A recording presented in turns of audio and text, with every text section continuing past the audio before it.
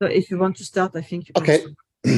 Thanks a lot, Jason. Okay, no problem, Valerie. Thank you very much. Welcome everyone to today to the latest in a series of resilience for dairy webinars. On this one, we're going to be talking about the work that we've been undertaking as an organisation in AgriSearch to help Northern Ireland farmers, dairy farmers in particular, to meet the carbon challenge. So today we'll cover the background to the carbon challenge in Northern Ireland, what AgriSearch's role is, and an overview of some of the work that we are undertaking to help farmers to meet that challenge. So just a very quick overview of the Northern Ireland dairy sector. We have around 3,000 dairy farming families in Northern Ireland. They farm 318,000 cows. They produce 2.5 billion litres of milk, and there's a further 2,300 people employed by dairy processors. So it is economically a big sector in Northern Ireland. And like all countries right across the world, we have commitments to meet in terms of our contribution to the Paris and the other COP accords.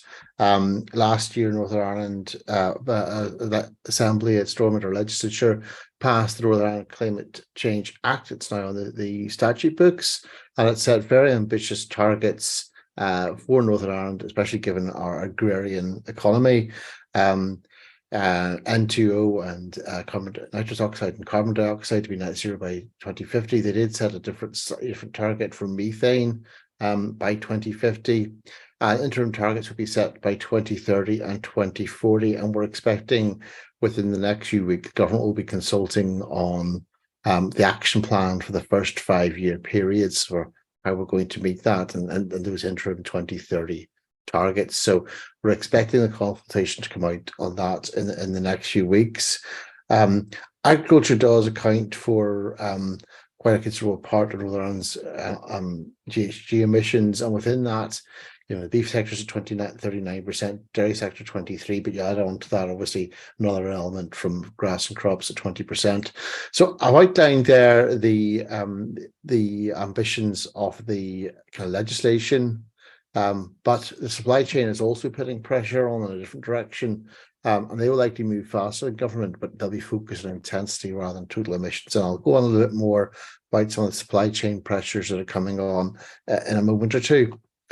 I suppose as a quick overview, so agriculture is a very large part of Northern Ireland's economy. We're a small population, not a big industrial base. And over the last number of years, while other sectors of the economy, we've had, I suppose, like a lot of Western Europe, we had a lot of deindustrialization in the 80s and the 90s. And also then, the fact is that we've moved to more fuel-efficient fuels, we've made greater use of renewable energy. So total emissions from the rest of the economy have declined, but farming, if anything, has slightly increased, probably because we're producing actually a lot more food and so on. They're showing, over 1990, which is the baseline for this carbon, we were just under 20%. Now 2019, we're showing 26. We're now actually at 27. And if you look in particular at the bottom line of the energy, the carbon dioxide coming from the energy sector, it's taking a large tumble and will continue to tumble as new renewable plants and so on come online. It's actually something we're relatively good at in Northern Ireland, is because of our wind and so on of producing a decent amount of renewable energy. Now, in terms of, progress has been made, and we're wrong to say that progress hadn't. In terms of reducing emissions, you can see here that in terms of intensity, this is using the Farm Business Survey data.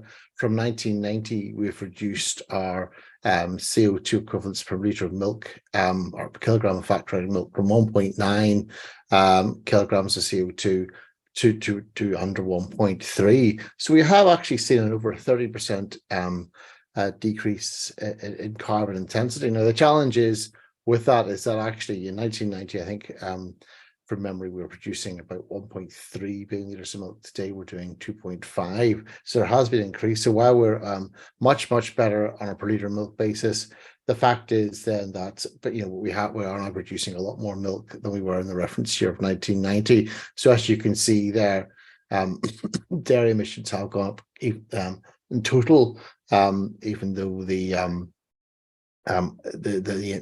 emission per litre has gone down. Beef has also gone up slightly, although it hasn't had the production gains and increases that does. Now, obviously, the point to make here is Northern Ireland has a very large agricultural sector.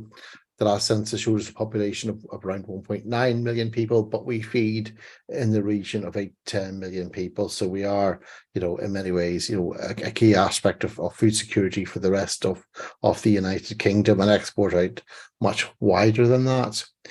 I mentioned this is a kind of slide stolen from Rabobank, and this it kind of shows you many of the kind of the commitments that have been made by UK and Ireland supply chain in terms of where they say they want to be on this criteria in terms of their 2030 targets. So you can see they're kind of in a range generally from 30 to 50% of that, and then various targets for when people want to get to net zero, and that's alternating between 2035 and around 2050. So the supply chain is already putting on a lot of pressure on this. And then they're putting that pressure on downstream and what we call scope 3 emissions.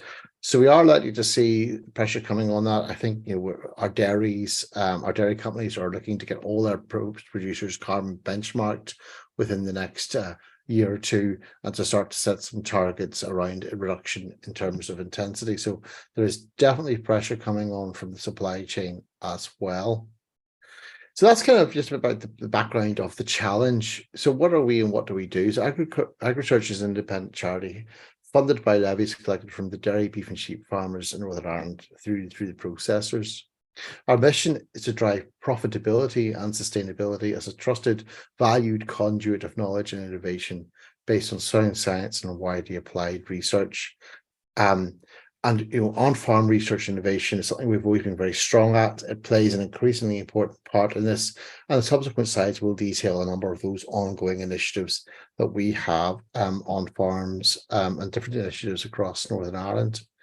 Now, obviously, the first thing you have to say about carbon is, if you can't measure, how can you manage? So we've been trying to do what we can to measure in terms, obviously, first of importantly, the gross emissions from farms in terms of the meat traces and nitrous oxide and the CO2 emitted. But we're also having a good go where we can, and it is challenging, to look also to have a start to look at the other side of the picture, the net side, because farmers are unique, or well, apart from the forestry sector, maybe some parts of agriculture are really unique in terms of being able to sequester carbon, to store carbon in our soils and in our trees and hedgerows and so on. And it's important that we try and look at that net picture if we can. Now, that does present challenges. One of the initiatives that we did ourselves, as I said, we've done a lot of work on farms over many years, and they tended to be small, bespoke, short-term projects, let's say looking at early lactation feeding of dairy cows or some other particular treatment. And they were all great, but they looked at one particular area in isolation. And really what's becoming increasingly apparent is the need to look at things in a much more rounder way and to try and look at a more program approach, because sometimes you can adjust one variable that affects something somewhere else. So try and look to a more systems approach, to look to try and drive cultural change, to allow for consistency and longevity in on-farm research. I mean, these carbon targets are a long-term goal. There's no quick fixes. So we need to look at things in the longer term, and also to try and enable farmers to influence the agenda, the research agenda. So we established a network. We had 101 farmers applied, and we did an initial kind of carbon benchmark on all these farmers. So the farmers in blue are the dairy farmers. The rest are beef and sheep farmers of various descriptions across the province. And we did an initial set of benchmarking on this based on, and this was based on the 2020 calendar year, the figures I'm about to show you.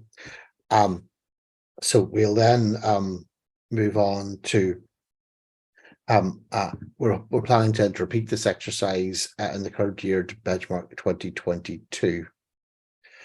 So just looking at some of the results, so on a very crude basis, this was the splits of gas we find across the dairy farmers in the network. So 47% methane, oh, sorry, something happened there. 20% nitrous oxide and 33% carbon dioxide. So how was that divided up? So just looking across this in terms of emissions, no surprises at all. Enteric fermentation accounts for roughly 40% of the emissions in the dairy sector. Now, you go to beef and sheep, that's much closer to, if not over 50%. Then we had 17% for manure management, 18% for fertilizer, some 20% from purchased feed, a small amount for bedding, and equally a small amount, 1% for fuel, equally small for electricity and others. So really, the lion's share of it is your enteric fermentation, your manure management, your purchased feed, and your fertilizer. Those are the biggies in terms of what's happening on farm. In terms of the range, again, just looking first of all at gross emissions, we had ranges from 1.45 kilograms per CO2 per liter of milk to 1.08 with an average of just under 1.3. We also looked at carbon sequestration. Now this is a tier 1 calculator, so we do have to take a little bit of a pinch of salt with it, but we did find that it was on average offsetting around 33% of carbon in the farm. That varied between just under 50% and 13%. Now I will emphasize that that is a tier 1 calculator, so it has to be taken with a bit of a pinch of salt, but it does show you perhaps some of the potential for sequestration to offset part of your carbon balance. But again, that very much depends on soil type. It's a tier 1 calculator. It's very early days, and I wouldn't want to put too much emphasis on it. So our farms, again, these were from the best farms around. We're averaging 1.3, which is a bit below the UK average of 1.5. But you know, that's what you'd expect. We've picked a network of very good farms. In addition to that, we've also been involved in another project, a European Innovation Partnership project led by John Gilliland, a well-known figure, formerly of Definition Nutrition. And this took 7 farms and looked at a much deeper delve, trying to really get a handle on sequestration and on carbon stock. So while it did the agri-calc, the same as the previous project, it went a lot deeper. So one of the things it did was LiDAR. And this is for LiDAR, for those who don't know, it's basically, it's like radar, but you shoot laser beams down at the ground, and then we're using the data, they bounce back, and using that you can get some topographical information. So as you can see in this image, we have an overview of the trees and hedgerows on this particular farm. The greener it is, reds are low hedges, and the green ones are your tall trees. This data to give you an indication of the above ground biomass, and again, the picture on the left shows the kind of image that you can generate with LiDAR. And out of interest, this is now being adopted, and this is being done right across Northern Ireland over the next 4 years. So every farm in Northern Ireland will get a picture like this. Now, I haven't shown it here, but the other reason we're very interested in LiDAR in Northern Ireland is it also gives you topographical information, which will then help you mitigate, show where you can put in interventions to minimize runoff risk maps, avoid slurry spreading in risky areas during inappropriate time. So that's what LiDAR is for too. But another advantage of LiDAR is it can then quantify your above ground carbon stocks. So obviously, it's a change in those stocks that we're really interested in, because that's then going to be your offset for sequestration. So as you can see here on one farm that we looked at, a dairy farm, his hedgerows, he had 389 tons of carbon, actually almost 390 tons of carbon in hedgerows. And what's very interesting is that the 3 kilometers of hedgerow over 10 meters had way more carbon, over twice the carbon of 10 kilometers of hedges at a lower grade of hedge. So it just shows you the value of letting your hedges grow and what that can do. He also then had a further 145 tons of carbon in deciduous woodland. So that gave him a total of 537 tons of above ground carbon into that. And then we've estimated, we've also estimated then the below ground biomass that's held in the roots as part of that. But we also did a very large scale soil survey on some of these farms, and divided that up and tried to look to get real handle on the kind of carbon stocks we have. And again, this was considerable. And again, this farm in particular had some fields with some exceptional carbon stock. So while he had 538 tons of carbon in his trees and hedges, he had some 18,500 ton of carbon in his soil carbon.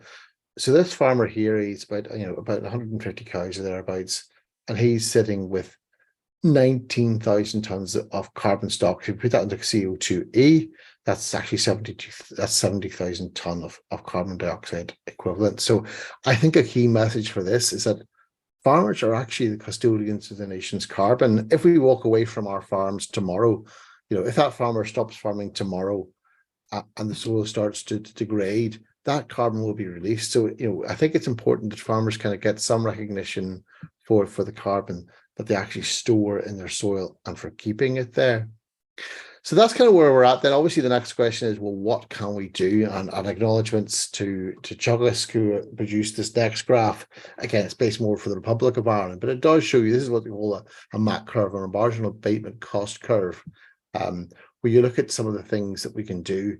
So the y-index indicates, the cost or the profit. So the things below the line towards the left of the graph are actually win-wins. They reduce your, they increase your profit and they reduce your carbon footprint. The x-axis and the breadth of the bars then indicates how big an impact it has. So, for example, this is across all the sectors here, but as you can see, genetics there, beef MRI and dairy EPI account for a huge section of that. Obviously, improving your beef live weight gain does too. Things like extended grazing and nutrient use efficiency, improved animal health, and a clover, they're all on that positive side of the MAC curve. So they're really all absolute no-brainers that farmers should be engaging in. Then maybe slightly on the plus side, but not really significantly, it's pretty cost neutral, is fertilizer type, and that's maybe switching towards protected urea and stuff like that. Then you obviously get into the more expensive stuff, sex semen, acidifying your slurry or other slurry additives, low emission slurry spreading, and obviously I'm sure there'd be further amendments that you could put onto the right hand. So that kind of gives you an idea of some of the issues, the things that can be done. Again, this was developed in the south of Ireland, but would hold fairly true. Now, one of the things we did with our going back to our beacon farms is we did case studies on 7 of the farms, 3 dairy farms. We picked kind of 3 farms with slightly different systems. One was very much a kind of spring calving New Zealand type system, would be commonly found in the south of Ireland. One a probably typical middle of the road system based around 8,000 litres, compact autumn calving. One a very intensive farmer in year round, 10,000 litres plus robotic milking system. I would profile each of those, and we had the experts from SRUC go over them, and these are some of the recommendations that they came back with across the farm. So listen, across all the farms, increasing red clover for silage swards, white clover for all the swards, and particularly grazing swards, that could be done. So increasing that clover content can mitigate those emissions by 3 to 9%. Mitigate between 10 to 20 tons of fertilizer at average farm, and there's savings between 8,000 to 16,000 at current fertilizer price. So really, it's a bit of a no-brainer. In fact, we did a kind of, and this was a kind of worked example that was done for one of the farms in the ArcZero project, and again, you were seeing, a very respectable kind of 6% drop there by putting in clover or multi-species swards into the farm. So it really is a kind of a switching to protected urea. So it really is a kind of a bit of a no-brainer there in terms of using clover to cut down your nitrogen. Another one is actually improving your grassland measurement because and management. If you make better quality graze grass, if you have better quality grass silage, well, that's going to help you reduce your feed costs, and that's a big source. So by making better quality silage, by improving your grazing, that's going to be a thing. So whether silage quality you cut earlier, you improve your ME and your D value, maximize your milk from forage, and so on. So that could be worth a lot in terms of improving your carbon efficiency. Another one in the dairy sector mightn't be of interest to anyone, but for those that are particularly interested in grazing systems, the issue of cow size. And again, the farmer we had in the previous example, he's uncommon, but he is actually, he takes he uses grass as much as possible. But he perhaps has cows that are slightly big for his system. So by reducing his cow size from 650 to 500 kilos, without having that extra maintenance, there is the potential then to cut his carbon emissions by almost 10%. So that's not to be sniffed at. So there's another issue there is, is your cow size appropriate to your system? Again, other recommendations across all sectors, optimizing use of sex semen and beef semen, so we're avoiding the whole semen bull calf, using genomic testing to avoid better breeding cows, calving heifers from around the 24-month mark, is a big issue, improving that longevity, tightening your block calving systems to 3 to 4 months where possible. These are all things that will help in your carbon footprints. It's a smaller piece of the puzzle, but it's also very much a win-win, is the energy efficiency and renewables. So install your variable milk speed pumps, heat recovery units, reduce water heating for the powder if possible, by doing that, and consider renewable energy on farm, subsidize energy usage, and really we're seeing now the return on investment from solar panels to be pretty good even without grants. So it's really something that, while it might make a huge difference, is very much a win-win for farmers to consider. Then moving on, one of the things we're taking on from that was we thought, well, let's help a few farmers what we can do. Now, we've done some previous studies with beef and sheep farmers on looking at multi-species. And we thought, well, actually, for a lot of dairy farmers, silage is of key importance. So we've established a new project called Zero N Sile. And obviously, as you're well aware, the cost of fertilizer has increased, and while it's come back a bit in recent months, it's not come back considerably. But fertilizer is, as I said several times before in this presentation, a real, probably the easiest way to reduce your carbon footprint. We have had good success on a multi-species project we had, but we need solutions for the dairy sector, and the dairy sector is reliant on silage. We have had previous plot work at the Research Institute at Hillsborough, at AFB Hillsborough, and it's been very, very encouraging. But there is limited experience of growing and utilising the crop across Northern Ireland. So we chose 12 farmers, of which 6 are dairy farmers, from our beacon and grass check networks to grow red clover silage. We're at the very start of that with fields or soil samples to ensure the nutrient status. We have control feed in each farm to ensure we compare them. We've undertaken carbon measurements on those fields, so we can have a look at the carbon measurements of the red clover and compare it to a normal grass field to see what happens there. We'll be yield monitoring regularly and taking silage testing. Also, on an interest, we're also having a very little toe in the water of Lucerne. It's been trialled on 3 farms in County Down, where in particular it's right in the east of the province. That's where our smaller, driest areas are, and where farmers are increasingly seeing issues with reduced grass growth in the summer. So we're having a look there to see if Lucerne has a role. Again, it will cope very well in dry weather due to its deep roots. But also as a legume will require no nitrogen, so it's another thing. So we have these are the red clover farms dotted across Northern Ireland, and where those grass wards are currently being established, and we'll monitor them over the next few years. AgriSearch is also a member of CL, Centre for Innovative Excellence in Livestock. It's one of the UK livestock centres. And they also undertook a comprehensive review of what are all the things that farmers could do. And this is just one of the, again, I'll not go through this in detail. The report is available online, but this indicates, a number of things that farmers can consider in terms of amendments to the feed, the forage, some of them we've gone through before in terms of improving forage quality, grass, legumes, and so on.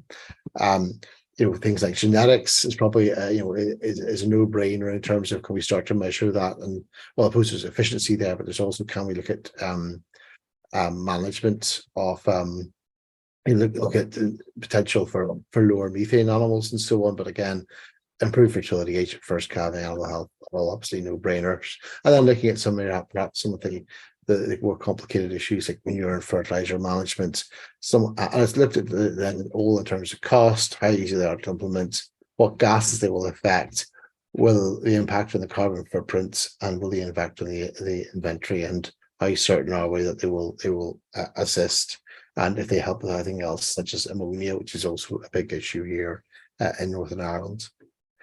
I suppose just finally to touch on to say that, yes, while everything I've said is about really how we help farmers reduce their carbon, let's not forget that farmers are increasingly being affected by climate change, like every other part of the world. As you can see, in Northern Ireland, we are warming up. As you can look at the each yearly temperature according to the median over the last 130 odd years, and it's you can see very clearly that we have been getting warmer in recent years. I'm sure 2022 is not on that graph, but it probably would have beat all of them in terms of that. And we're seeing that increasingly.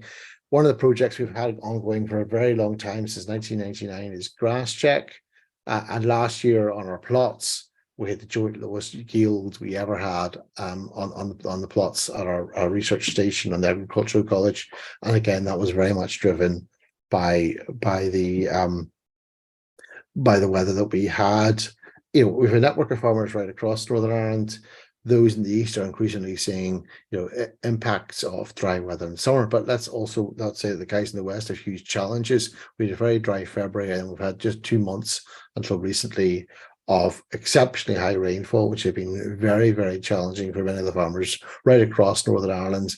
And farmers making efforts to get silage in some very difficult conditions, and it does kind of has posed a challenge. So, climate adoption is an increasing issue. This here is again some of the plot results we've had over the last 6 years, and as you can see, increasingly erratic grass growth. Really, we're not having a normal grass growth year anymore. So that's why we're going to have to look at, well, what can we do to help mitigate some of those risks? And we're just in the early stages of starting to think of some of that. But things like red clover, lucerne, multi-species swards will start to help with that. But there's more work to be doing on that. And we're actually just in the process of advertising for a PhD studentship to look at building climate resilient swards. Again, a quick note, this year we're already seeing the red dot here is showing where we're expecting grass growth to go given the current forecast. Again, probably nothing compared to some of the droughts we're seeing in the south of Europe, but still it's considerable for us. And we are then trying to amend those projects. The grass check plots were built based really on a full rate of nitrogen of 270. We've now been running for 2 years some lower nitrogen plots. We're now looking at we're in the process of establishing clover check plots. They're just kind of undergoing their first year of measurements. It's been a bit of a challenge to get them going. And we're also trying to recruit farmers into our network who are high clover and low N, so we can monitor how they work. So I suppose a summary of this, farmers will come under increasing pressure to cut carbon emissions from both the government and supply chains.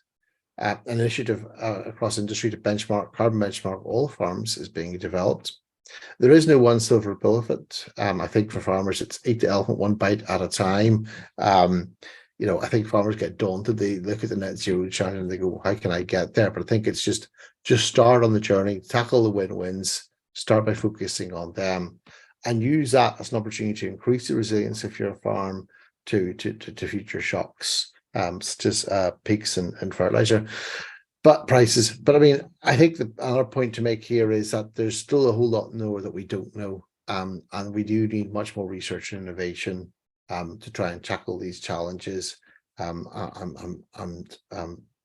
help our farmers on that path to low carbon farming.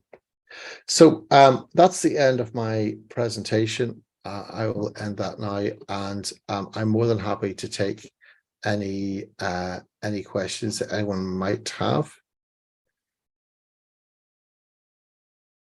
You can put them out, or raise your hand or whatever. If anyone has any questions, more than happy to take them.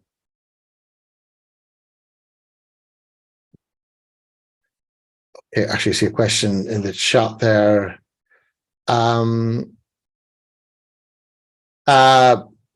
So in terms of production on the lighter cows, I think we were allowing, the cows will produce slightly lower litres. I'm just going to go back and have a quick look at that again, just to remind myself. I think we were saying that, we were allowing for a reduction in milk yield. I don't see per cow here, but in this case, there was a small reduction in milk yield, although with moving to that smaller cow, that more Jersey cow, while you saw a reduction in yield, you saw an increase in fat and protein. So we were allowing for the milk yield to go down, fat and protein to go up, and we're also probably allowing that there'll be slightly less concentrated aid for those cows as well. So that all kind of combined in that input.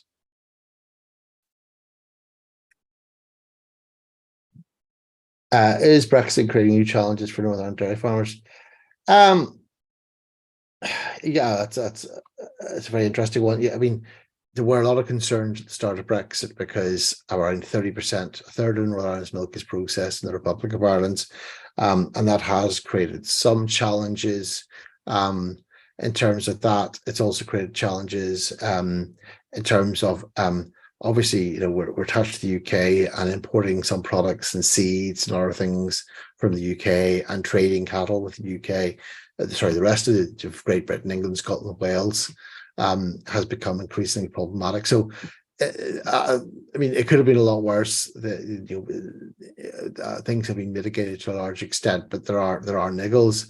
I suppose perhaps maybe some of the opportunities is that, you know, I think generally speaking, it hasn't been a great thing for us, but I suppose if you want to say one of the opportunities that has come out of it is it's leaving our Department of Agriculture free to develop a much more bespoke agricultural scheme in the future. So it has presented challenges, perhaps more felt by the processing sector than by the farmer. But certainly, you know, yes, there are certain challenges around that. And actually, probably one of them is labour. Some reliance on Eastern European labour, and that's been a lot harder to get recently because of Brexit. That's discouraged a lot of that. So yes, it has presented challenges, definitely.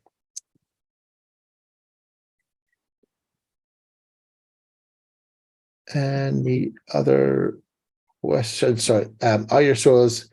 Yes, are your soils okay for us or not an easy crop? Yes, you're absolutely right. It's not an easy crop. We know of two dairy farmers in Northern Ireland who are currently growing it. Now they are on some of the warmest and driest areas. It's not an easy crop. We're just taking our toe in the water, putting in a very small amount and just seeing where it goes. I agree. It's not an easy crop. And we're probably at the margins of it, but what we're looking is ahead. If climate keeps going, we look at the temperatures going the way they are. So if we are looking to get warmer and drier, then, you know, it used to be maize was very much a peripheral crop for Northern Ireland. Now it's relatively widely grown, and certainly in the better areas. So it's no longer seen as a kind of fringe crop. It's no longer seen as it's something you can grow fairly successfully year on year. Used to be you couldn't do that. So it may be that, you know, concern probably still peripheral, but where research needs to think kind of 10, 20 years out. That's why we're having a quick look at it now. But there are two farmers I know already growing it and using it successfully, but I don't imagine it's for all farmers by any means. I think it'll be for a handful of farmers in our driest areas, and it may be a risk aversion. And I know the one farmer who currently grows it says it doesn't do well every year, but in the year my grass suffers because of drought, it does better. So it's a bit of an insurance policy. But I agree, we're at the periphery of it. But it's researchers' game.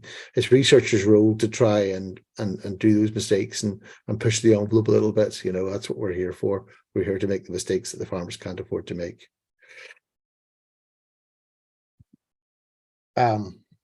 Okay, yeah, replay will be available on the websites, absolutely. So that will all be done. Any other points, Valerie? Do you want to make any final comments before we close down? You're muted, Valerie. Sorry.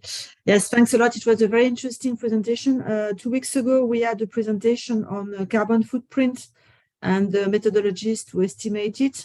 We had a good presentation this morning about the challenges for the dairy farmers and how they can try to reduce the emissions, but also the storage and carbon sequestration. So we had some propositions of levers that could be applied on a farm to reduce the And we will have a third webinar on the same topic based on experiments to try to combine the different levels at system level to decrease the carbon footprint and increase the carbon sequestration. So altogether, it will make 3 webinars on this topic.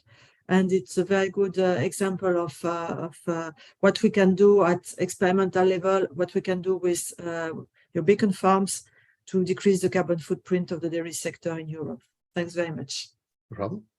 Thank you. And thank you everyone for joining us today. And yes, we will have a recording on the website. So thank you all very much. Thank you, Valerie. Thanks. Bye. Bye now.